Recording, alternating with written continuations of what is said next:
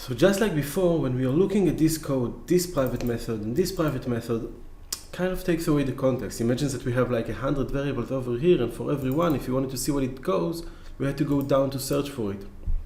So as before, as we've learned in the lesson about delegates and generics, we can actually inline this. We can actually write it just in place.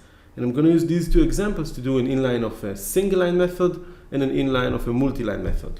This is also called Lambda. So instead of having the end of month start date method, I can just take it all the way from the name and above and put it over here.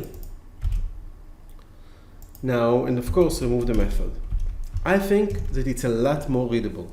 I think that when you look at this code, A, it's less code, and B, it's very clear to see that the toDate is bound to the from date end of month, instead of having a text that I have to go to that method and understand what goes on inside it.